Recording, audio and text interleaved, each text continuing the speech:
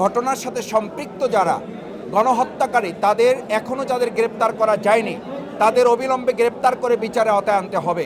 সেই সময়ের দোসররা, আওয়ামী দোসররা এখনও বসে আছে, তাদেরকে চিহ্নিত করে দ্রুত আইনের আওতায় নিয়ে আসা এবং তাদের অপসারণের ব্যবস্থা করে আমাদের দেশপ্রেমিক মানুষদেরকে সেখানে সম্পৃক্ত করার ব্যবস্থা গ্রহণ করা। আমি দুটো কথা বলবো। একটি হচ্ছে বাংলাদেশ ইসলামী ছাত্র শিবির আমাদের এই বাংলাদেশের নতুন যে স্বাধীনতা, এই স্বাধীনতা আনয়নের একটি গুরুত্বপূর্ণ মাইলফলক ভূমিকা তারা পালন করেছে, ছাত্র সমাজের নেতৃত্ব তারা দিয়েছে, তারই একটা উল্লেখযোগ্য অংশ এখানে তারা তুলে ধরেছে। আমি মনে করি আমাদের স্কুল, কলেজ, মাদ্রাসা, বিশ্ববিদ্যালয়ের সর্বস্তরের ছাত্রছাত্রীদের এখানে অংশগ্রহণ করলে এটা আরও সমৃদ্ধ হবে।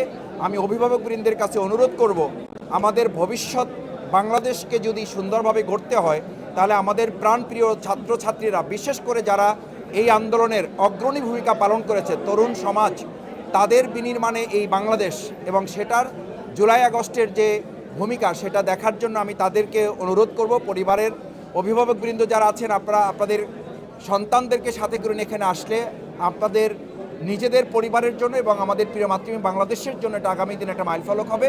সবশেষ আমি সরকারের প্রতি অনুরোধ করব, এই চিত্র দেখার পর আবার আমাদের দুটো কথা মনে পড়বে।